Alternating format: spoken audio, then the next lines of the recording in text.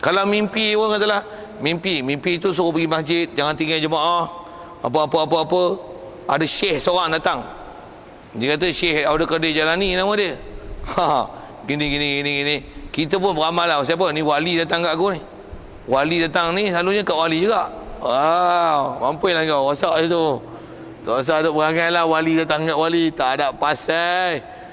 Dia pula suruh semayang, suruh jaga gini, majlis ilmu. Sejak tu jadi baik lah kawan tu.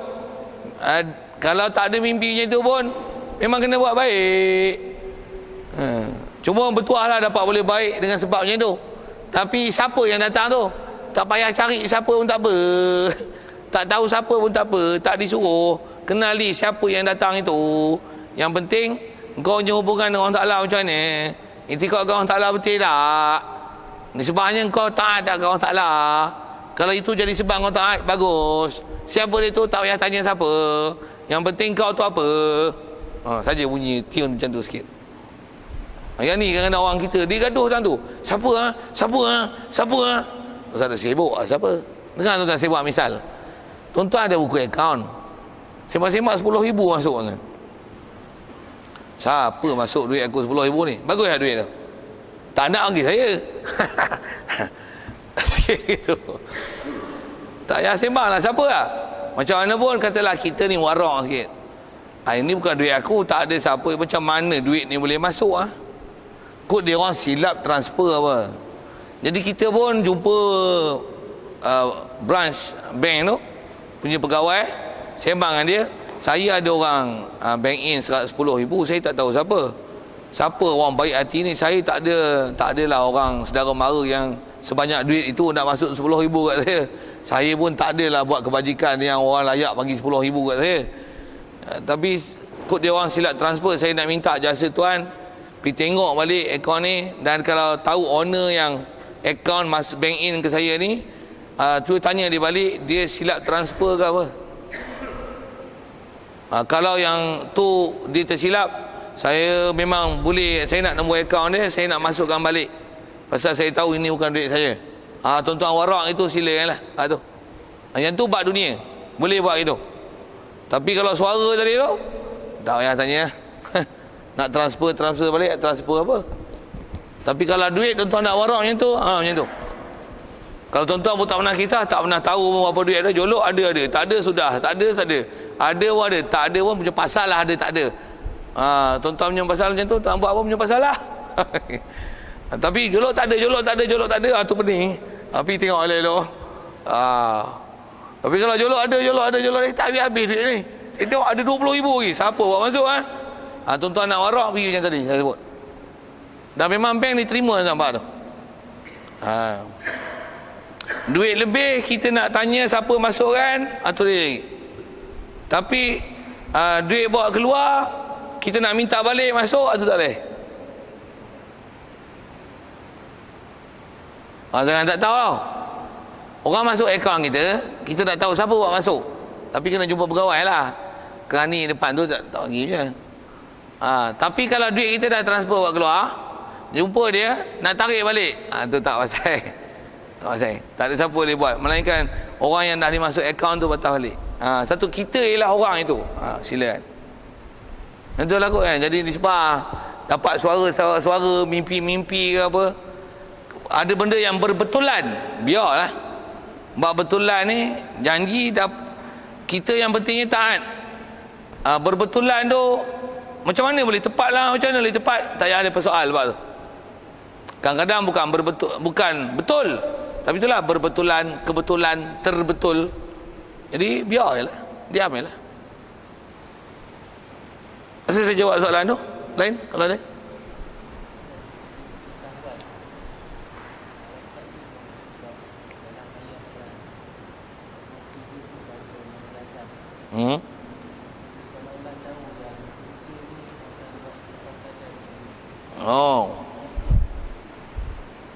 Ni tak tanya tu macam mana? Status macam mana?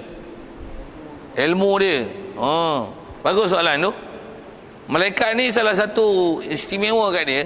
Terutama malaikat yang boleh ulang-alik naik bumi, langit, dan boleh pergi ke Lauh Mahfuz. Malaikat dia tak ada halangan.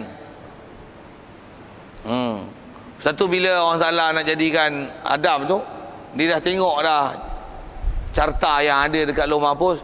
Orang ni bunuh orang ni, orang ni. Nisbah kejadian baru orang salah nak jadikan malaikat. Nisbah fakta yang telah tertulis di Lauh Mahfuz, orang ni bunuh orang ni Yahudi, berapa di Syria, berapa orang kena sembelih, berapa kena bunuh macam ni, kena bom mati macam ni. Dia dah baca dah. Tu yang dia tanya, atajalu fiha man yufsidu fiha wa yasfiku dima wa nahnu nusabbihu bihamdi qad wa nusabbihu bihamdika wa nuqaddisu lak. Jadi nisbah pengetahuan tu, pengetahuan dia berdasarkan apa yang ada, yang Allah Ta'ala perintahkan. Qalam tulis di Lauh Mahfuz, tercatat di Lauh Mahfuz. Apa yang tercatat di Lauh Mahfuz dia tengok tu lah. Cuma di Lauh Mahfuz pun kalau dia catat, dia tengok, dia tak maklum dengan kita, sesama dia lah. Jadi nisbah apa yang ada pada malaikat, pengetahuan dia ialah berdasarkan apa yang tertulis di Lauh Mahfuz. Tu pun di Lauh Mahfuz pun malaikat mana? Malaikat yang memang ditugaskan untuk pergi tengok kat Lauh Mahfuz lah. Malaikat yang bukan tugas untuk Lauh Mahfuz, malaikat yang memang tugas untuk syurga neraka, dia tak tengok Lauh Mahfuz lah. Mana tak tengok lah. Jadi disebab pengetahuan, kalau umum bahasanya, dia lah berdasarkan mana yang Allah Ta'ala beri pengetahuan pada mereka lah. Dan nisbah dia orang, istilahnya ada berlaku sedikit persoalan itu kan, kau tak lah.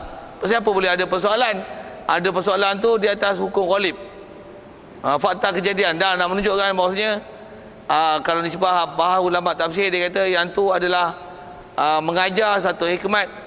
Kalau orang yang ada kuasa sekalipun, walaupun dia dah tahu apa dia nak buat, tapi pandangan daripada orang yang di bawah adalah nisbah pengurusan, nisbah hikmah pengurusan, didengar dan diambil kira, dan hendaklah diberikan jawapan untuk meredakan apa amarah yang ada pada mereka yang tak setuju dengan pemerintah. Itu isyarat. Sekat-tekat tu je.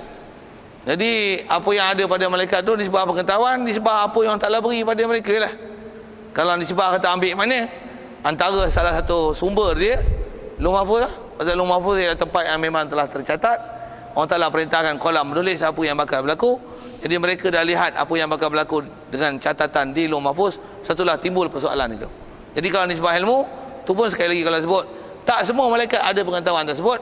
Cuma siapa dia, wallahualam. Tapi ada sebagian malaikat yang ada pengetahuan begitu kerana boleh melihat di Lauh Mahfuz. Itu kot. Ada lain?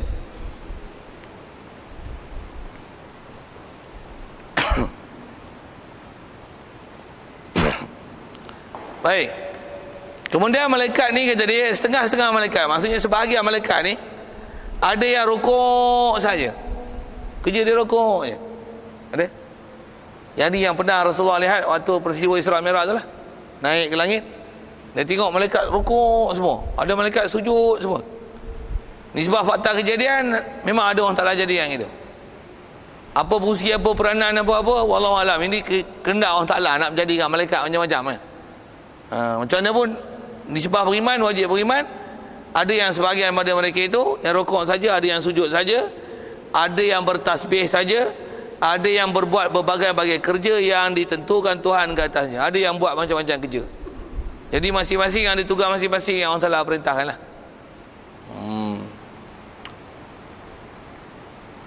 Siap. Kalau nisbah fizikal pula, kalau Allah Ta'ala sebut dalam Quran tu, kerana dalam Quran tu awal surah dia sebut ta'rujul malaikatu uli ajnihatin masna wa thulatha wa ruba'. Malaikat ni ada sayap dia, ada yang sayap dua. Ada yang sayap dia tiga. Ada yang sayap dia empat. Dua tu dua kepak ah. Satu malaikat tu dua. Ada yang tiga. Ada yang empat.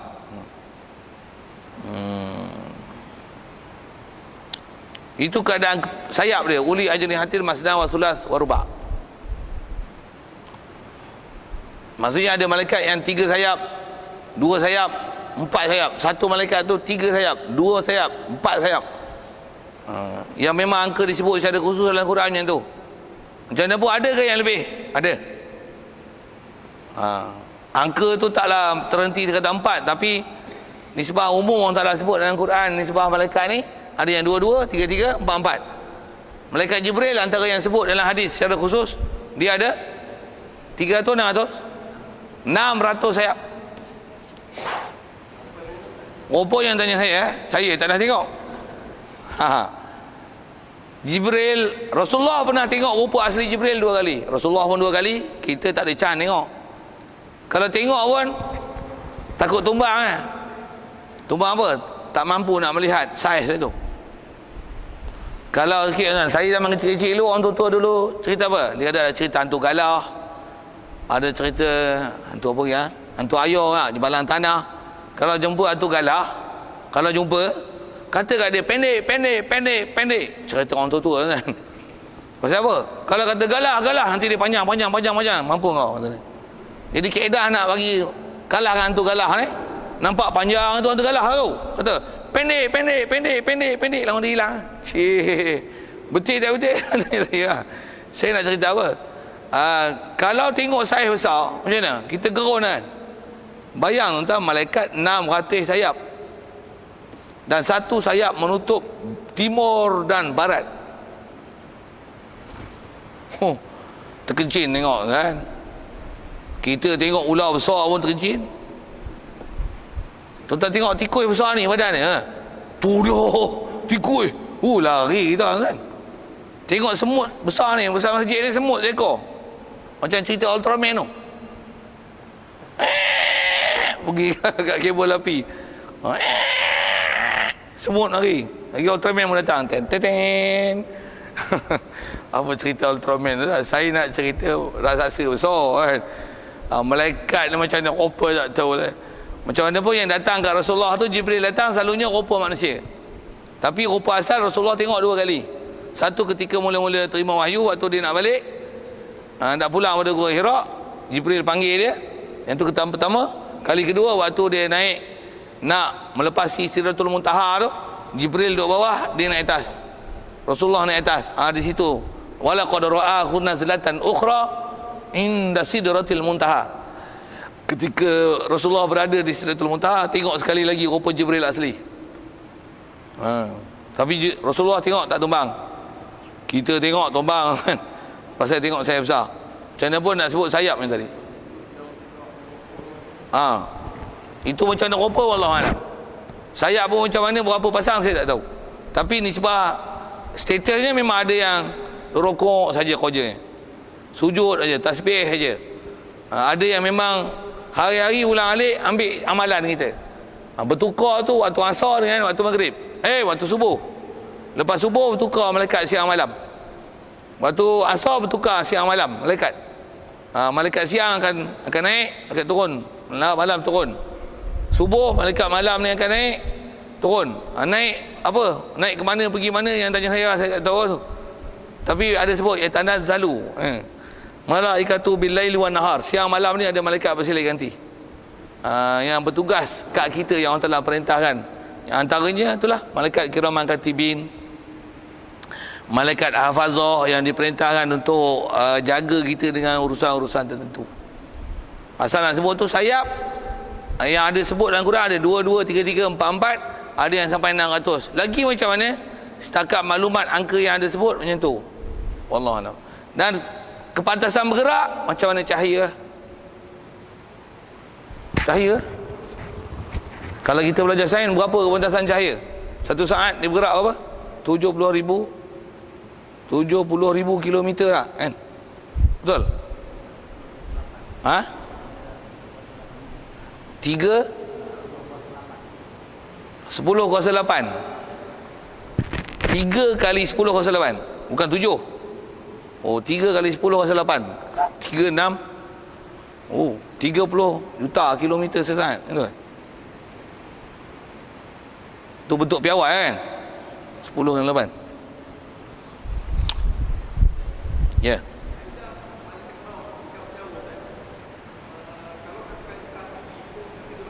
Ya.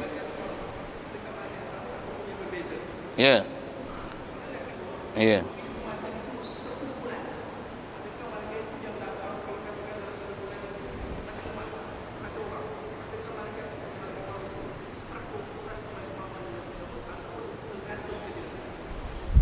Bagus soalan tu, cuma tak sampai lagi.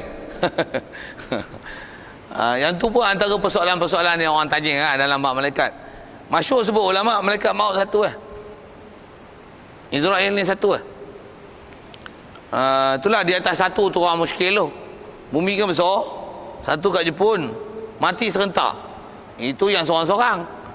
Mati 1000 orang. Larat ke nak menjemput 1000 orang tu. Saya ngaji Tok Guru ajar senang kan. Kalau tuan-tuan bayangkan malaikat ni saiz kita, peninglah malaikat. Tuan-tuan bayang macam ni. Ni malaikat. Ni bumi.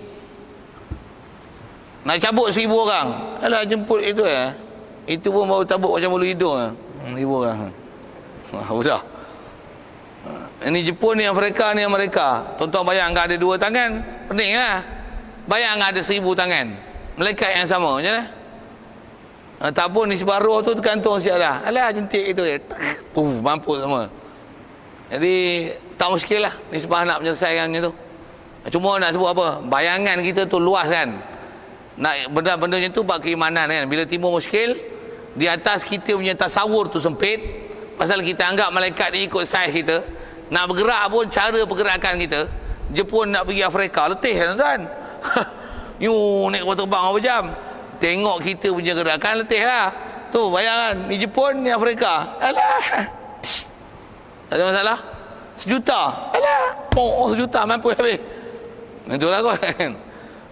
Jadi selesaikan dia juga dengan fakta tasawur. Gambar kan, bayangkan malaikat tu. So bumi sehalus ni, kalau agak muskil tu, kalau cakrawala, bayangkan malaikat Israel itu lagi besar pada cakrawala tu. Lagi tak ada masalah, jentik itu.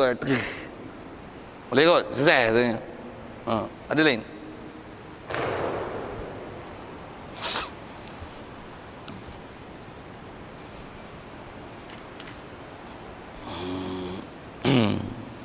Baik. Kemudian dia sebut bab bilangan sikit. Jadi di atas tugas, dia akan sebut nantilah tugas secara khusus tu insya-Allah. Kata dia, yang ni buat bilangan. Maka bilangan malaikat tidak dapat diketahui. Hanya wajib kita itikad ada bagi Tuhan itu beberapa banyak malaikat yang tiada dapat diketahui bilangannya. Okey, yang ni bab angka. Ni bahasa lama kan. Macam mana bab angka ni? Kita wajib itikad malaikat Allah Taala hantar dan jadikan ramai. Cukup. Itu umum itikad. Macam mana Rasul Nabi Allah Taala hantar banyak ni? Ramai. Kitab Allah Ta'ala turunkan banyak. Kitab yang kita kena tahu cara terperinci 4. Rasul yang kena tahu terperinci 25. Malaikat yang kena tahu cara terperinci 10. Tapi berapa banyak malaikat? Amat ramai. Ramai. Panjangan tu benar juga sangat ramai. Setengah ulama sedikit dia ajar kaedah penaklukan berfikir macam mana nak tunjuk ramai. Nisbah 100, 1 manusia, 9 tu jin, 90 malaikat. Nisbah 100 tu 1, 9, 90. 90 tu malaikat, 9 tu jin, 1 tu manusia. Jadi jin dengan manusia, jin ramai lagi. Jin dengan malaikat, malaikat ramai. Itu hikmah Allah Ta'ala jadikan kita tak nampak jin dan malaikat. Kalau nampak ngapa kan? Kenapa senyum-senyum? Apa dia? Lari. Ngelak je. Oh, jin ni. Malaikat ni. Tak berjalan kan? Nasib baik tak nampak. Satu, jangan usahakan diri untuk nampak mereka. Sedikit ingatan. Ada orang pergi usaha tuan-tuan, pergi buat macam-macam amalan, pergi cari benda-benda tertentu untuk pergi nampak. Bakar lah apa, abu-abu ambil, bacung ayo amalan macam ni, calik mata. Teng-teng. Bismillahirrahmanirrahim. Buka. Tu dia. Habis tu sewil. Siapa? Nak nampak macam-macam, duduk seorang-seorang. Siapa? Tu dia orang budak-budak dia main, duduk lompat sana sini, dia naik kok-kok lah, duduk bergurau gelakar tu je. Dia ada 50 orang tu, tak ada. duk main liga-liga. Gelak aku. Tapi orang kata gila. Pasal apa? Hang nampak, orang tak nampak, kita pun nampak. Gelak apa? Gaduh nak tengok kan. Terus saya cari tak ada lebih tengok. Biar tak nampak. Biar tak nampak benda tu. Bayang tuan kalau macam ni. Kita sekarang nampak oksigen. Kalau nampak oksigen tentu apa jadi? Nak buat kereta tak boleh. Nak berlanggar orang cermin. Tu hikmah Allah Ta'ala tak bagi nampak benda halus-halus tu. Sikit lah tu. Kalau bagi nampak tu macam ni, menyibukkan kita benda yang tak sepatutnya dia nampak.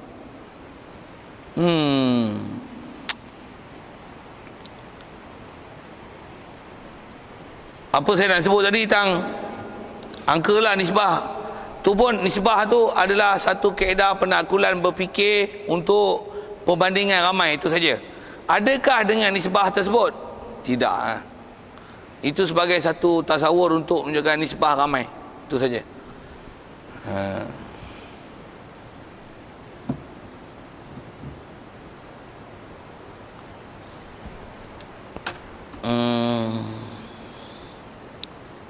Baik. Jadi bilangan mereka itu tidak dapat diketahui, hanya wajib diiktikad ada bagi Tuhan, bagi Allah Ta'ala ni berapa banyak malaikat. Istilah berapa banyak maksudnya Allah Ta'ala memang jadikan malaikat yang sangat ramai. Antara kalau sebut ramai tuan, kalau kita dengar ketua malaikat apa? Jibril. Jibril pun tak tahu berapa bilangan angka malaikat. Dia ketua di atas kata dia kerja sebagai kerja besar menyampai wahyu. Satu panggil ketua sudut itu. Bukan ketua maksudnya dia tahu siapa ramai orang bawah dia, tidak. Waktu perjalanan Isra Mi'raj kan kata dia bertemu Nabi Ibrahim. Nabi Ibrahim berada di Baitul Ma'mur. Waktu Ma'mur tu setiap hari masuk 70,000 rasanya para malaikat setiap hari.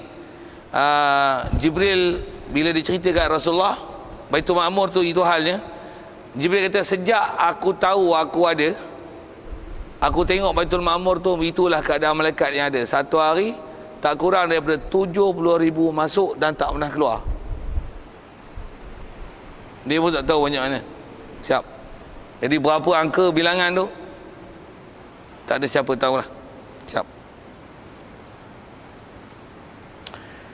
Macam mana pun wajib atas tiap-tiap mukallaf mengetahui dengan jalan tafsil sebanyak 10 malaikat. 10 ni kena tengok. InsyaAllah kita sambung akan datang. Ada benda yang sedia maklum lah. Macam mana pun ada kod penambahan sikit sebanyak situ. Soalan kalau ada tentang apa kita baca tentang bilangan angka yang terakhir. Ada soal?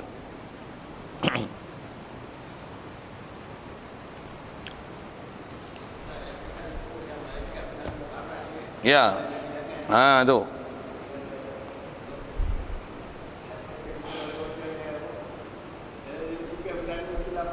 Hmm. 8. La ni 4.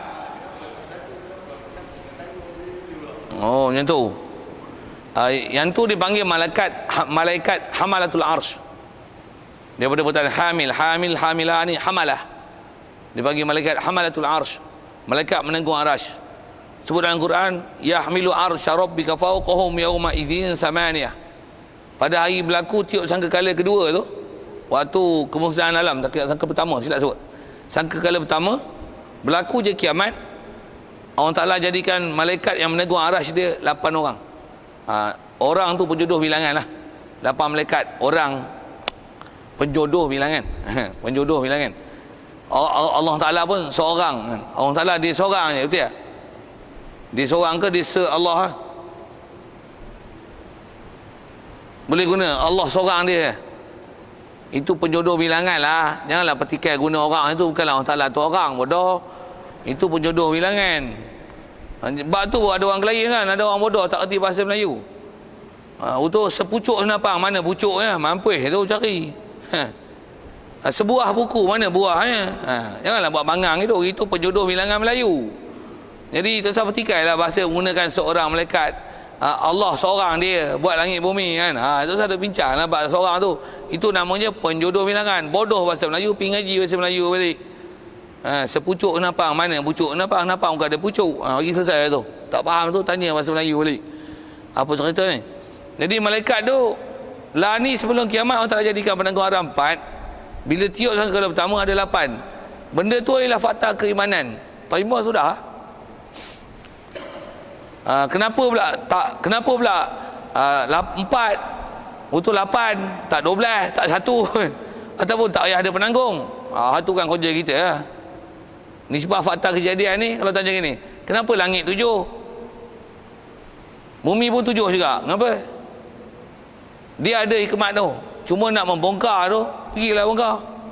Tak boleh bongkar macam ni. Siapa yang datangkan maklumat tu? Allah sendiri cerita. Ambil pakai telan je lah. Macam mana pun kalau timbul muskil tahu mana? Yang tu bagi selesaikan macam tu murnikan dia. Siapa yang maklumkan kita malaikat ni 4 ke 8 ke siapa? Allah. Pakailah siapa yang cerita? Allah. Di atas fakta kejadian dia yang buat. Dia ceritalah hai macam mana dia buat. Sudahlah. Boleh tak?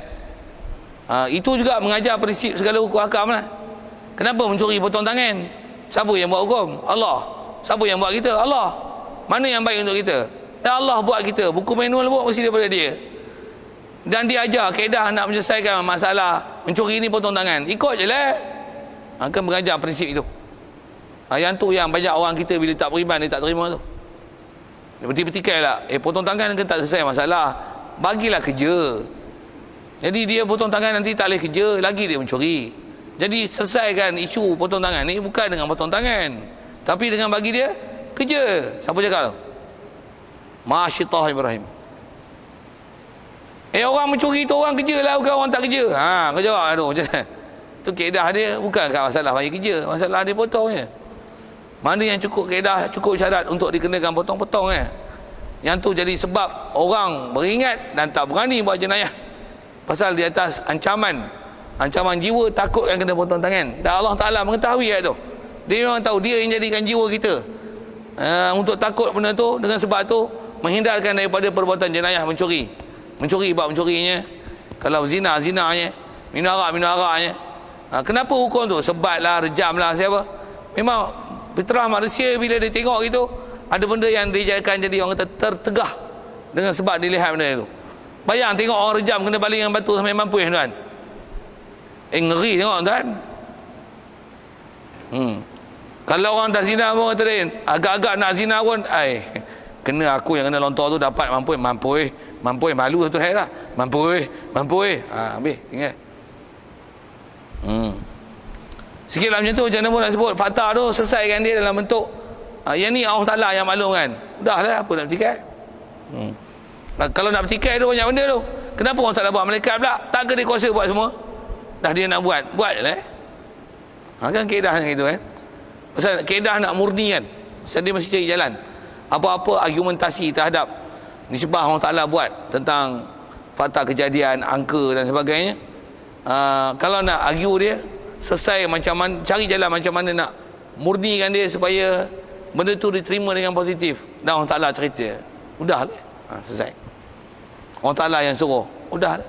Kenapa sembahyang 5 waktu? Allah Ta'ala suruh, sudah lah. Okay. Macam mana pun hikmah boleh dicari. Cuma kadang nak bongkar tu susah sikit. Kena ada penganalisaan yang cermat kan, untuk memberikan keputusan kenapa dan mengapa. Lain? Wallahu a'lam.